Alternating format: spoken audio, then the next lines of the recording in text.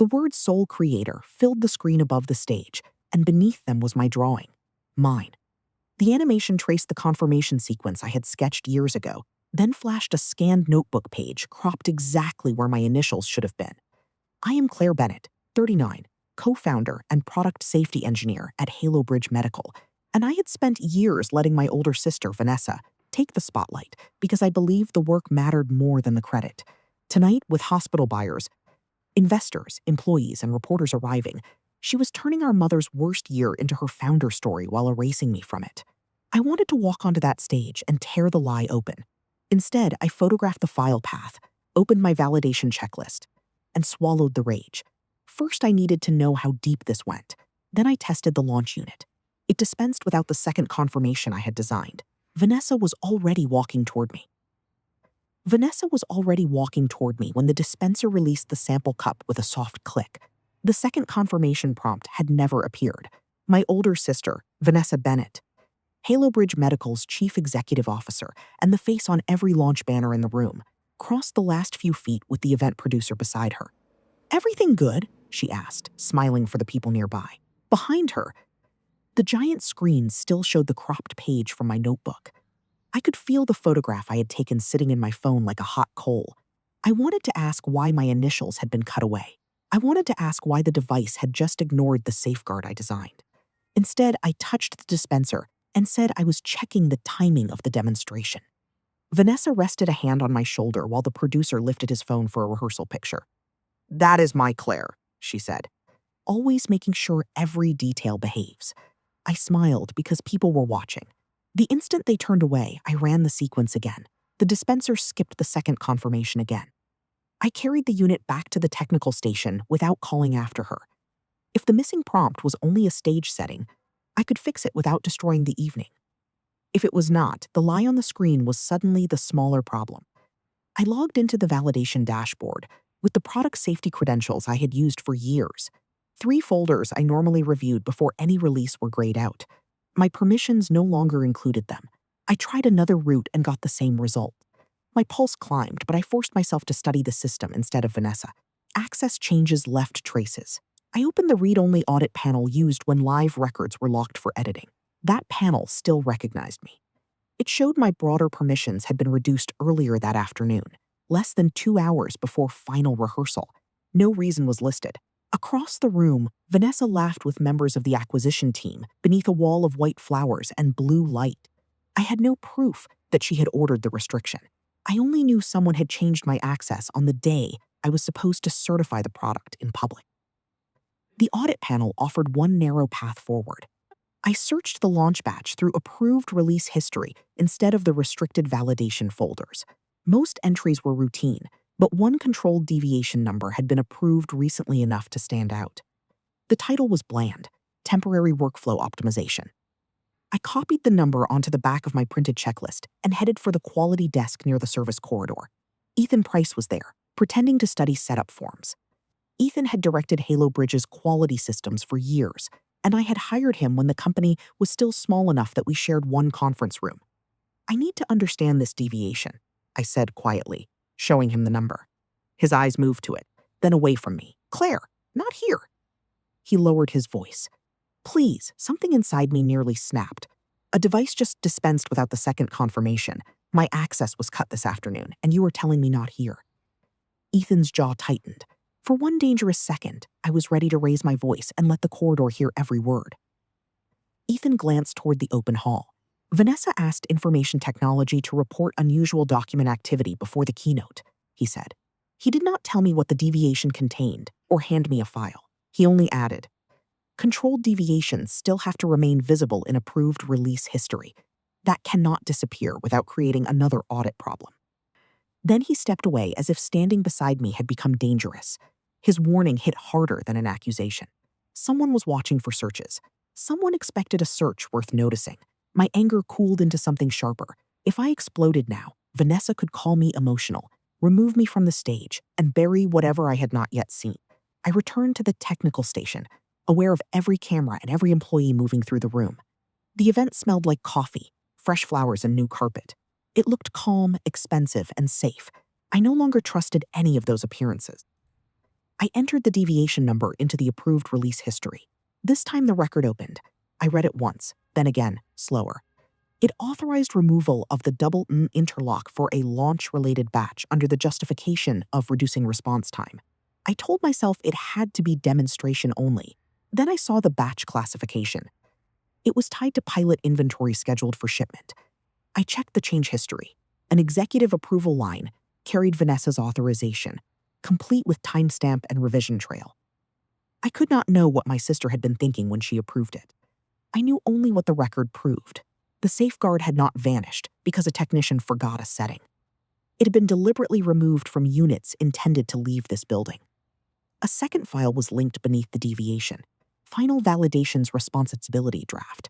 I opened it and found my own name. Claire Bennett, Product Safety Engineer.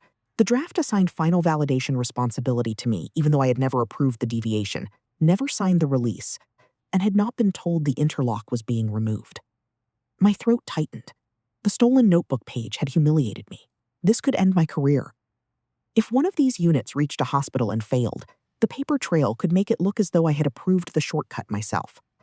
I remembered every time Vanessa had told me to focus on engineering while she handled the business. I had treated that division as trust. Now my name sat inside a document I had never seen, attached to a decision I would never have made. A young event assistant appeared beside me and said Vanessa wanted me upstairs for family photographs before the doors fully opened. I said I would be there in a few minutes. The assistant hesitated and repeated that Vanessa had said now. Beyond her, guests were beginning to enter beneath the Halo Bridge logo. Somewhere among them were hospital buyers who would rely on my certification later that night. I could go upstairs, stand beside my sister, and pretend nothing had changed. Or I could preserve what I had found and risk making my search obvious. I chose the record. "Tell Vanessa I am finishing a safety check," I said. The assistant's polite expression tightened before she walked away. I exported the authenticated audit history through the system's approved review function, keeping the package inside the company compliance environment. I did not alter it or move it anywhere I was not authorized to use. I wanted the record exactly as the system held it: timestamps, approvals, revision trail, and my name appearing only on the later draft. The progress bar crawled. My phone vibrated. Vanessa had messaged me asking where I was. Another message followed almost immediately. "We need to look united tonight." I did not answer. The export completed, and the verification page confirmed the package had been recorded. For the first time since seeing the cropped notebook page, I had something stronger than anger. I had a documented reason not to trust the story being performed around me. Then a security notification slid across the top of my screen. My quality system session had been flagged for administrative termination. Access would close within minutes. The warning gave me less than 3 minutes before the system closed. I could not stop the shutdown, and trying to outsmart it would only give Vanessa another reason to call me reckless. The quality package I had just generated was still inside the approved compliance tool, which allowed safety staff to preserve a review copy when a release dispute existed. The screen warned that senior management would be alerted automatically. If I confirmed, my sister would know I had found something worth saving. I clicked anyway. The package locked with its timestamps, approvals, and revision trail intact. Almost immediately, my phone lit up with a message from Vanessa. "Why did you open a restricted deviation?" I did not answer. My quality dashboard went gray, and I headed for my office while welcome music filtered through the walls. The keynote was getting closer. If Vanessa wanted to dismiss me as a jealous sister, I needed proof that existed outside Halo Bridge. I called the University Prototyping Center, where I had built the first working dispenser before the company was incorporated.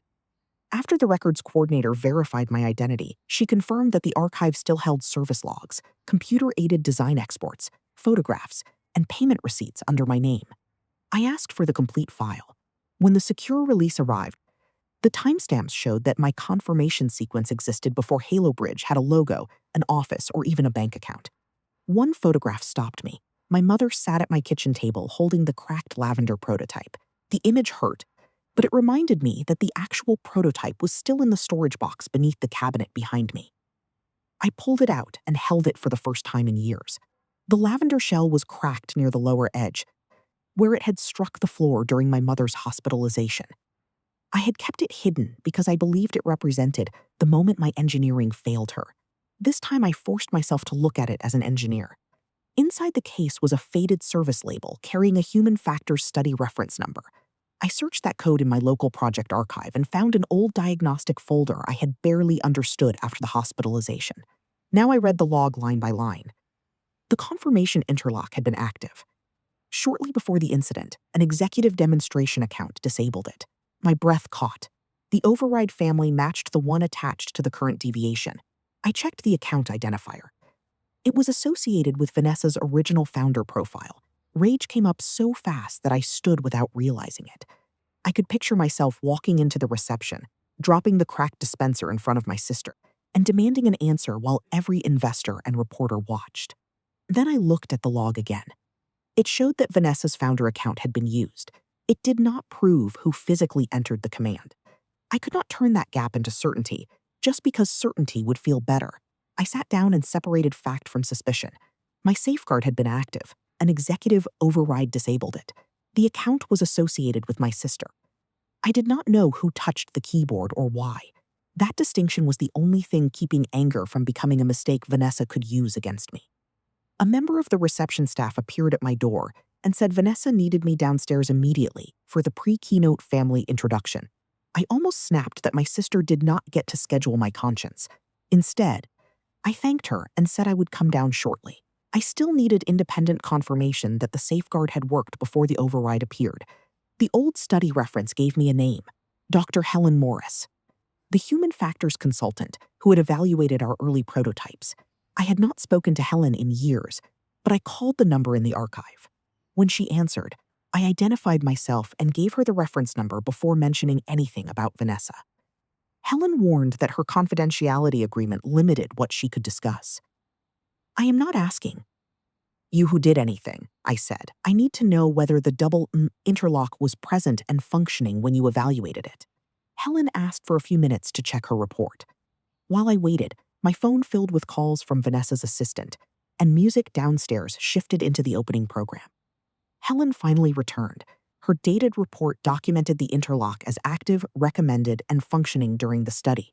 More important, it warned that an executive override should never be enabled for unsupervised home use. I stared at the cracked prototype and the current deviation receipt. The present release was repeating a configuration specifically flagged as unsuitable for the homes Halo Bridge was now selling into. Until that moment, I had been chasing stolen credit, a safety shortcut, and a possible attempt to place liability on me. Suddenly, the danger had a human shape. These devices were meant for kitchens, bedrooms, and assisted living apartments, often beside people with no engineer nearby. The missing confirmation was not a stage trick. It removed a protection that existed for a reason. I asked Helen to send me the relevant portion of her report. She said she could because I was named as the submitting engineer, but if current production units might violate a safeguard covered by her evaluation, she had a professional obligation to document the concern. She could not promise where that documentation would lead once hospital compliance departments became involved. For the first time that evening, silence frightened me more than exposure. Even if I walked downstairs and pretended everything was fine, this was no longer a secret I could bury. I told Helen to send the report. Her email arrived as the announcer asked guests to take their seats. The attachment said exactly what she had described. My confirmation interlock had been present. It had worked. Her warning against executive override was explicit. I saved it beside the university archive and the sealed compliance receipt. 3 separate paths now pointed toward the same problem. My phone rang. Vanessa. I answered because refusing might tell her more than I wanted her to know. Where are you? She asked, using the controlled voice she used when she wanted obedience to sound like concern. I am finishing a safety review. We are minutes from the keynote. I know. A pause. Claire, whatever you think you found, this is not the time. The words hit harder than a denial. She still did not know exactly what I had, and I intended to keep it that way. Then you should hope I found nothing, I said, and ended the call before anger could make me careless. My original plan was gone. I had imagined confronting Vanessa privately, forcing her to explain the cropped notebook page, perhaps stopping the release without destroying the company in public. That option disappeared the moment the current override matched Helen's old warning. I could not certify the product. I could not let hospital buyers sign after watching a demonstration built around a hidden shortcut, and I could no longer trust my sister to tell them herself. I closed the prototype case around the cracked lavender shell and carried it toward the event floor. In my pocket was the sealed receipt proving the current deviation. On my phone were university records proving when my design existed. In my inbox was Helen's independent report, confirming the safeguard and the warning against disabling it. For the first time that night, the truth existed beyond Vanessa's reach. Then a compliance alert appeared on my screen. My preservation export had triggered executive review. Vanessa now knew exactly which deviation I had secured. The compliance alert stayed on my screen as I stepped into the corridor. Vanessa now knew exactly which deviation I had preserved, which meant the quiet part of the evening was over. I had less than an hour before my scheduled safety demonstration, and I could not let panic turn a clean chain of evidence into a family argument. I went back into my office, locked the door, and laid everything across my desk in the order I had learned it. The photograph of my cropped notebook page, the authenticated quality system receipt, showing Vanessa's executive approval of the double override, the later validation draft carrying my name, the university archive, proving my design existed before Halo Bridge, the old diagnostic log from my mother's prototype, and Dr. Helen Morris's human factors report. I read each item as if I had never met either Bennett's sister. What did it prove? What did it not prove? The historical audit showed that an executive demonstration account associated with Vanessa's founder profile had disabled the safeguard before my mother's hospitalization. It did not prove who physically entered the command. I wrote that distinction on a legal pad. If I accused my sister of more than the records established, she could make the rest look like grief and revenge. I built a timeline instead. My university records showed the confirmation sequence existed before Halo Bridge was incorporated. Helen's report showed the interlock was functioning and recommended for home use. The old diagnostic log showed an executive override disabling it before my mother's incident. Years later, the current deviation authorized the same kind of bypass for pilot inventory, with Vanessa's approval in the change history. Finally, the validation draft placed my name in the path of responsibility without my approval. The sequence was narrower than the accusation burning in my chest, but every link had a source. I needed to show what the records said and refused to certify what they contradicted. I called Helen again. Dr. Helen Morris was the independent human factors consultant who had evaluated my early prototype, and by then she was the only person outside Halo Bridge whose dated report directly addressed the safeguard. I asked her to confirm the exact scope of her findings. She would confirm that the interlock was functioning during her evaluation, that she had recommended keeping it active for unsupervised home use, and that her report warned against executive override. She would not tell me Vanessa caused my mother's hospitalization or speculate about motive. Good, I said. I do not want you to. Helen sent the relevant pages with the study reference visible. When I compared them with the old diagnostic timestamps and my mother's hospital paperwork, the dates aligned. For years, I had carried the cracked lavender shell as proof that my engineering had failed her. The records did not erase what happened, but they changed what I could honestly blame on myself. That truth hurt more than anger. Applause from downstairs reminded me the launch was still moving.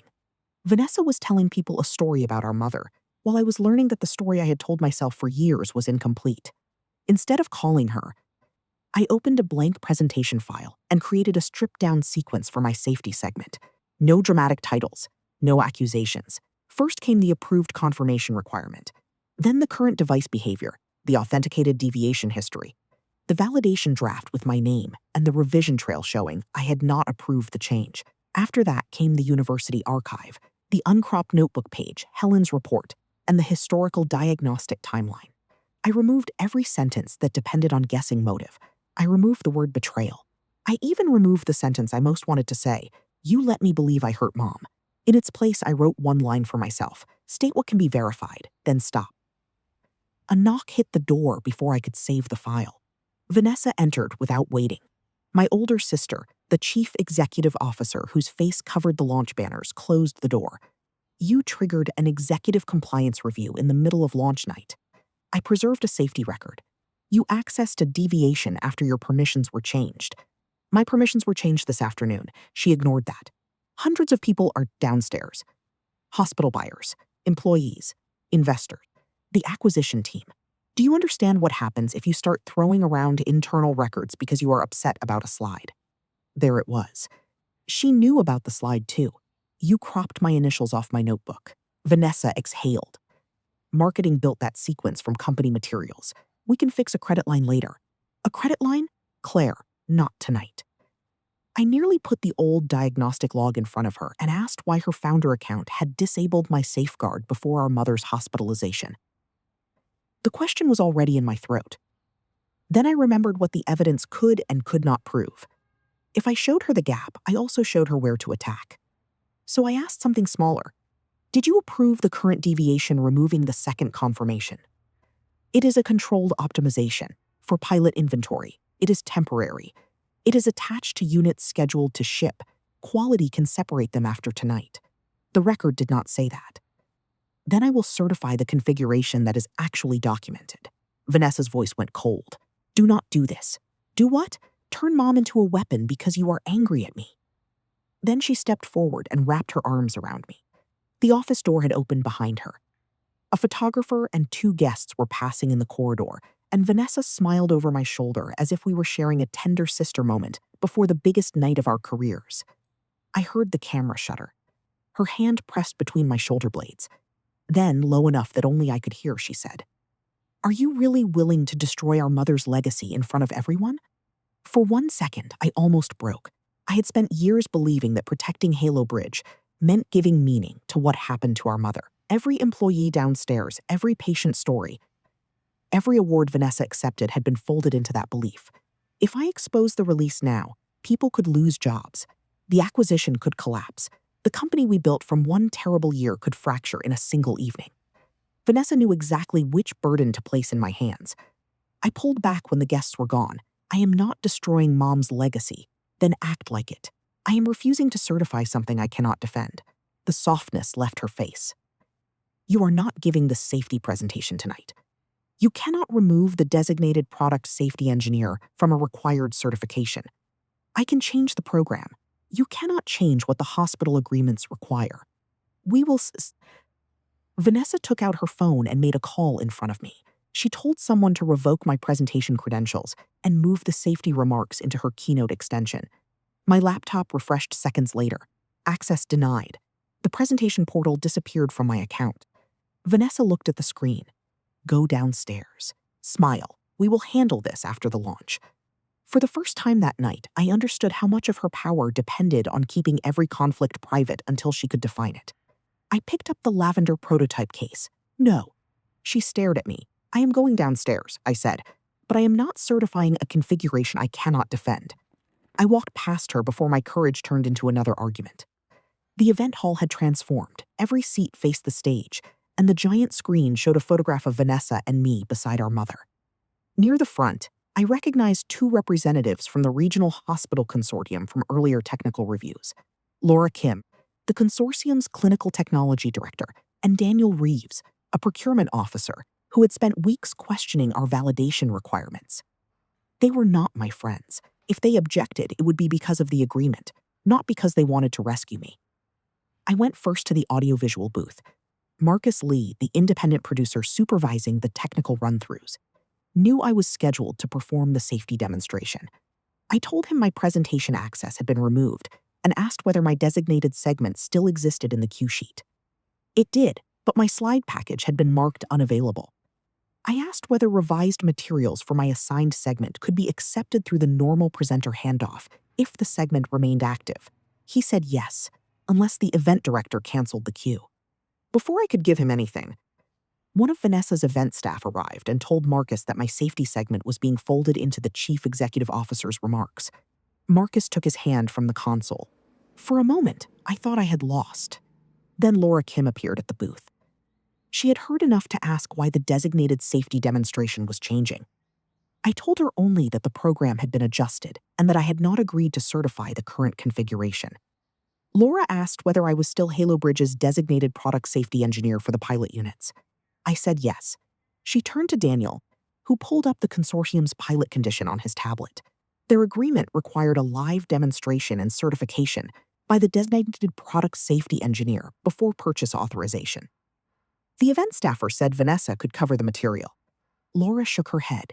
Not if Claire Bennett is the designated engineer of record. Minutes later, Vanessa came down from backstage, Laura explained the consortium's position directly to her. Vanessa called the change procedural. Daniel answered that their approval could not proceed without the required certification. I stood there and said almost nothing. For the first time that evening, a rule Vanessa had not written limited her. She finally looked at me. Then Claire will do the certification. Because my segment was officially restored, Marcus accepted my revised package through the authorized presenter handoff.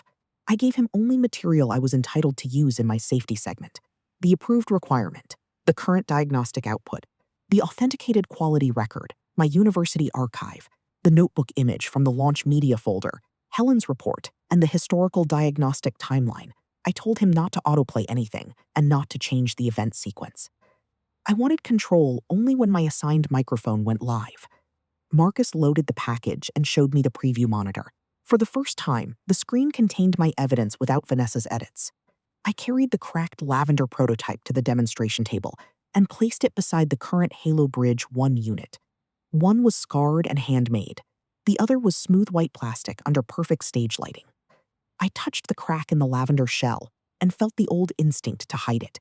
Instead, I left it where the audience would see. An event coordinator told me I had only minutes before my segment. Then a man in a dark suit approached and introduced himself as Richard Cole from outside company counsel. I had seen his name on acquisition emails but had never met him. He handed me a notice stating that I was not authorized to disclose confidential proprietary material outside the scope of my assigned presentation. He did not pretend to know what I intended. He simply pointed to the confidentiality language and said the company expected me to comply. I read the notice twice.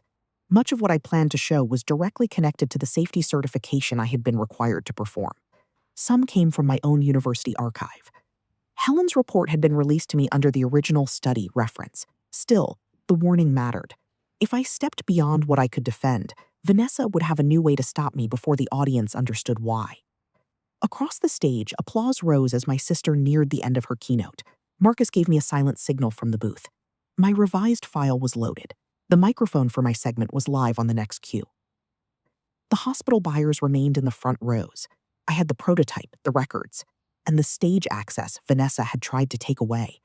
Then Vanessa stepped off the stage and came to stand 10 feet from me beside Richard Cole. She looked at the lavender prototype, then at the preview monitor. The color drained from her face.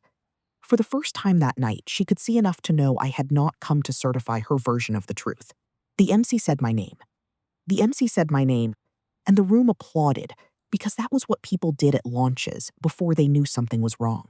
I walked onto the stage with a cracked lavender prototype in one hand and stopped beside the polished Halo Bridge 1 unit. Vanessa remained near the wings with Richard Cole, outside company counsel, close enough that I could see her watching the preview monitor. I did not look at her again. If I made this about my sister before I made it about the device, she could turn every fact into a family feud. I am Claire Bennett, Halo Bridge's co-founder and designated product safety engineer for tonight's pilot certification. I said, my job is to show you what the approved safety requirement says and what this unit actually does. Marcus Lee, the independent audiovisual producer running my assigned queue, brought up the specification. The screen showed the required double N sequence. I walked through the steps, reset the launch unit, and repeated them. The first confirmation appeared. The second did not. The dispenser released the sample cup anyway. A few people clapped automatically. Thinking speed was the point. I waited until the sound died. That is not the approved confirmation behavior, I said. The unit just dispensed without the second confirmation required by the specification on this screen. Vanessa stepped forward before I could continue. Claire, that setting is for demonstration purposes, she said, smiling toward the audience as if correcting a harmless detail. I asked Marcus for the next slide. The authenticated release record filled the screen. I explained where I had obtained it. From Halo Bridge's approved release history through my product safety access before that access was terminated. I pointed to the controlled deviation number and the pilot batch classification. This record authorizes removal of the double interlock under the description temporary workflow optimization. Richard moved toward the stage stairs. Vanessa's smile vanished. Those are confidential internal documents, she said. They are being shown without context. I stayed with the record. Marcus advanced one page. Vanessa's executive authorization appeared beside the timestamp. The configuration you just saw is not documented here as a stage-only setting, I said. It is attached to units scheduled for pilot release. The room changed, chair legs shifted, cameras clicked. Laura Kim, the Regional Hospital Consortium's clinical technology director, leaned toward Daniel Reeves, the procurement officer beside her. I knew both from our technical reviews, and I watched Laura turn her tablet so Daniel could see the batch information. Vanessa raised a hand toward Marcus. Stop the slides. Marcus looked at me because this was still my assigned segment. I said, next. The validation responsibility draft appeared with my name near the bottom. This draft assigns final validation responsibility to me, I said. I did not approve this deviation and I did not sign this release. The revision history showed my name added after Vanessa's executive approval. Richard reached the foot of the stage and told me I was exceeding the presentation's scope. This is the scope, I said. I am being asked to certify pilot safety. I cannot certify a configuration that removes a required safeguard and then places my name on validation paperwork I never approved. Vanessa climbed the stairs. Claire is upset, she told the room. We have had a difficult family history around this product, and I think everyone can understand why certain documents feel more personal to her than they are. The old anger rose, but I refused the fight she was offering. I asked Marcus for the next file. The screen changed to the University Prototyping Center's archive record. This did not come from Halo Bridge, I said. It came from the University Center where I built the first working dispenser before this company was incorporated. I showed the time-stamped design export, the service record under my name, and the early confirmation sequence. The sequence existed before Halo Bridge claimed it as company-developed founder work. Vanessa said all early work later became company property. Ownership is a legal question, I answered. Authorship and chronology are factual questions. Tonight's launch materials changed both. The cropped notebook page appeared, then the uncropped image beside it. My handwritten initials were visible along the lower edge. A sound moved through the audience. I pointed to the crop line. This is my notebook page. The launch version removes the section carrying my initials and presents the design under Vanessa's sole creator story. Vanessa turned toward the audience. Marketing cropped thousands of assets tonight. That proves nothing about product safety. You are right, I said. By itself, it does not. That is why I am not asking anyone to make a safety decision based on it. A woman stood near the press section and called my name. I recognized Natalie Brooks, an independent medical technology journalist I had met twice at earlier industry events. Are you saying Halo Bridge falsified the founder history and changed the safety configuration at the same time? She asked. I looked at the records rather than at Vanessa. I am saying the launch image was altered in a way that removed my authorship marker, and the authenticated quality history shows a required confirmation interlock was removed from pilot units with executive approval. Those are separate facts. I am not asking you to assume a motive connecting them. Natalie asked, was the safeguard originally Vanessa Bennett's invention? I pointed to the university timestamps. The working sequence in these records predates Halo Bridge. I designed it. The archive identifies me as the submitting engineer. Cameras lifted across the room. Vanessa looked at me as if I had struck her. I felt no triumph. I lifted the old prototype and placed it next to Halo Bridge 1. There is one more reason I will not certify the release tonight. Vanessa stepped toward me. Do not bring Mom into this. I looked at the lavender case. At the crack I had spent years treating like a verdict. I am not going to tell anyone what I cannot prove. I am going to show what the records say. Marcus brought up Dr. Helen Morris's Human Factors report. I identified Helen as the independent consultant who had evaluated our early prototype and explained that I had contacted her using the study reference printed inside the old case. Her dated report documented the double interlock as present, functioning, and recommended for unsupervised home use. Another passage warned against executive override in that environment. Someone in the audience said, "Oh my God," loud enough for me to hear. That was when the room truly understood. The issue was no longer which sister deserved credit. People had watched a current unit skip the same category of safeguard an independent evaluator had warned should remain active around patients at home. Laura stood. Daniel was already typing on his tablet. Employees along the side wall had gone still.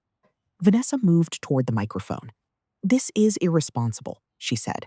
Claire is combining records from different development eras to imply a connection that does not exist. Part of that was fair. Old and current systems were not identical.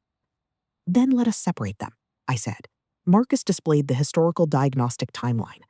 This file came from the archived diagnostic folder, referenced on the Lavender prototype. It concerns my mother's device, not the current release. The event log showed the confirmation interlock active, then an executive demonstration override disabling it shortly before my mother's hospitalization. I pointed to the account identifier. The archived account is associated in Halo Bridge's original system with Vanessa's founder profile. Vanessa shouted. That does not mean I entered anything. I looked at her. I know, and I am not saying you did. The words seemed to surprise her more than an accusation would have. I faced the audience again. The record identifies the account. It does not identify the hands on the keyboard. I cannot prove who physically entered the command, and I will not claim that I can. I placed Helen's report beside the diagnostic timeline. What I can prove is that the safeguard was functioning before the override. I can prove that an independent evaluator warned against disabling it for unsupervised home use. And I can prove that the current pilot deviation again removes the same category of confirmation protection from units scheduled to ship. My voice almost failed. For years, I believed my mother's hospitalization happened because my safeguard failed. These records do not support that belief. I did not say Vanessa had let me suffer. I could not prove that. What I felt instead was the strange absence of the shame I had carried into the room. Richard stepped onto the stage and told the MC to cut the microphone. Marcus did not move until the MC looked toward Laura and Daniel. Laura raised one hand. Before anyone shuts this down, our consortium needs a clear answer from the designated safety engineer. She looked at me. Can you certify the pilot configuration presented tonight as compliant with the approved double requirement? Every eye came back to me. That was the real decision. A refusal could freeze purchase authorization, damage the acquisition, and turn employees against me before they understood any of the records. Vanessa had made that cost clear upstairs. I also knew what a yes would mean. My name would become the bridge carrying these units out the door. No, I said. I cannot certify this configuration. The answer landed harder than any accusation. Laura turned to Daniel, then addressed the room. The Regional Hospital Consortium is suspending pilot purchase approval pending independent review of the safety configuration and validation history. Daniel closed the document on his tablet. Near the front row, 3 members of the acquisition team stood almost together. I did not know their decision, but I heard one tell another they needed a private call before any commercial documents were signed. The launch had stopped being a celebration. Natalie spoke into her phone from the press section, describing the suspended hospital approval, the conflicting founder records, and the safety documentation displayed on stage. Other reporters followed. Employees began whispering. Investors who had spent the evening leaning toward Vanessa now looked down at their screens or toward the exits. The giant Halo Bridge logo still glowed behind me, but it no longer controlled the meaning of the room. Vanessa stood beside the demonstration table with the polished white device on one side, and my mother's cracked lavender prototype on the other. You have no idea what you just destroyed, she said quietly enough that only those nearest the stage could hear. Maybe she was right. I knew the launch was broken.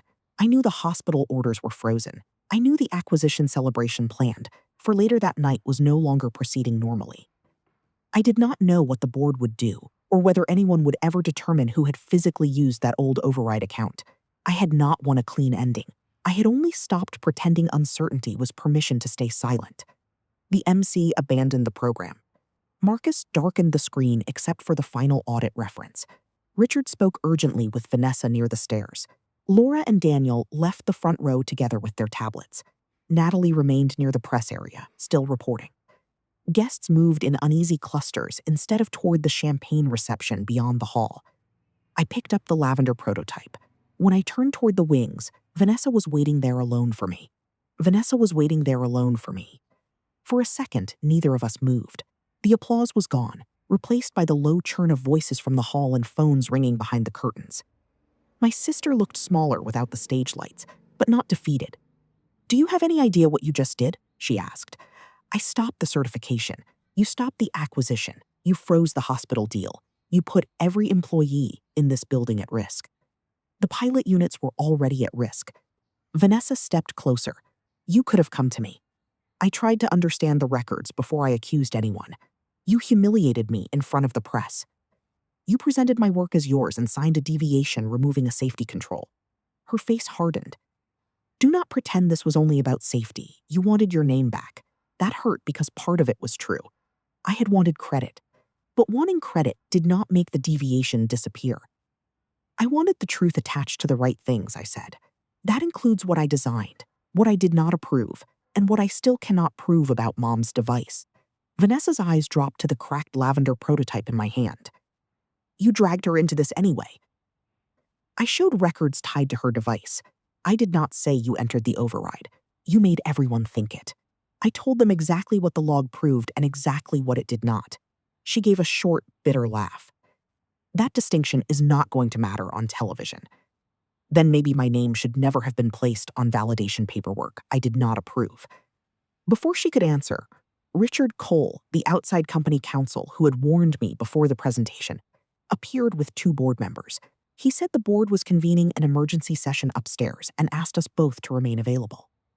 Vanessa turned as if expecting me to follow. I did not. I will cooperate with the safety review, I said. I am not having another family negotiation first.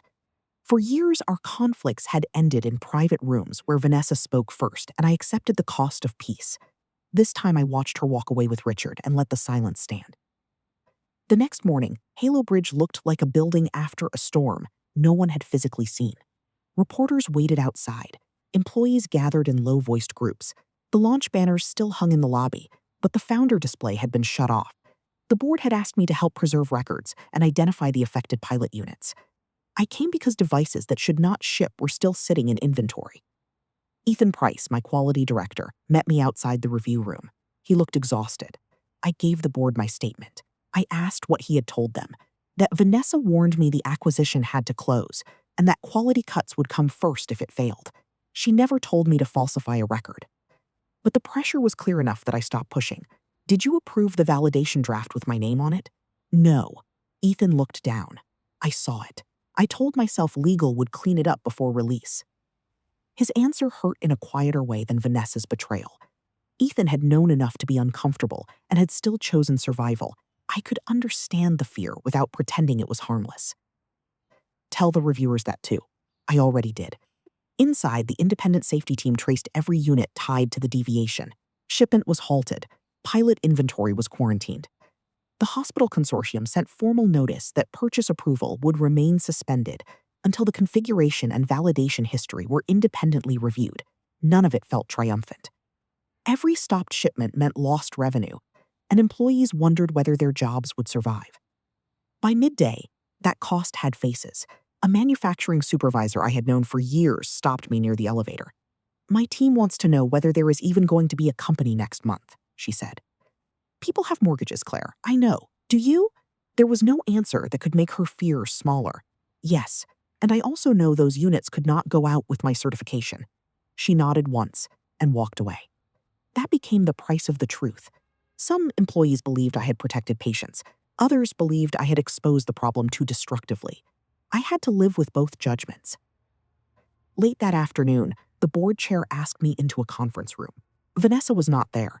I was told she had been placed on temporary administrative leave while the quality deviation, disclosure history, and acquisition process were reviewed. Then the chair asked me to serve as interim chief executive officer. One day earlier, I had been the sister cropped out of a notebook page. Now they wanted to put me at the head of the table. You need someone the hospital consortium trusts, I said. Yes. And someone the press will see as the opposite of Vanessa. No one answered quickly enough.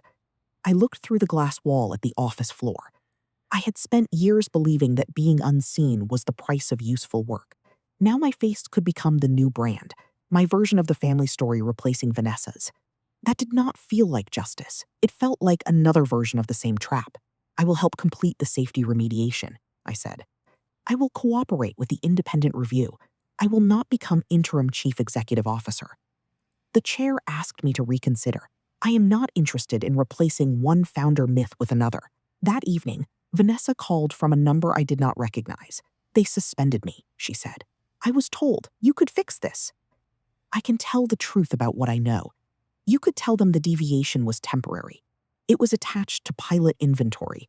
You could tell them the validation draft was unfinished. It was unfinished. I also never approved it. Silence stretched between us. Then she asked, "What do you want from me?" It was the question I had imagined without admitting it. An apology, credit, an explanation about Mom, something that would make the past simple. "I want nothing you can give me tonight," I said. "Claire, if investigators establish who entered that old override, I will read the finding. Until then, I am not filling the gap with what I want to believe, and I am not helping you minimize what is already documented. You are really going to throw away everything we built." "No. I am going to stop letting the company decide what Mom means to me." I ended the call before either of us could turn it into another bargain. The independent review lasted long enough for the launch flowers to die and disappear. I stayed through the remediation because I had promised the hospital team a clean technical answer. We restored the double interlock across the affected configuration, rebuilt the validation chain, and required a new release review that could not be approved through a single executive path. I documented every change under my own name, this time because I had actually made the decision. Ethan remained under separate review. He answered questions about what he had seen, what he had failed to challenge, and what pressure he had felt. I did the same. I admitted that I had let Vanessa control the public story for years because avoiding conflict had been easier than demanding a truthful one. When the board later asked whether I would stay in executive leadership permanently, my answer had not changed. No. I agreed to finish the remediation period and then step down from executive leadership. I would remain available for the formal safety review, but I would not spend my career proving I deserved Halo Bridge more than my sister did.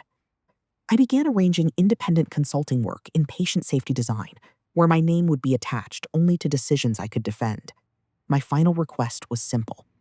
I asked the company museum team to return the lavender prototype Vanessa had once wanted displayed beneath the founder biography. The shell belonged to me. The original circuit board had become relevant evidence, so I worked with the review team to remove it, label it, seal it, and preserve the chain of custody.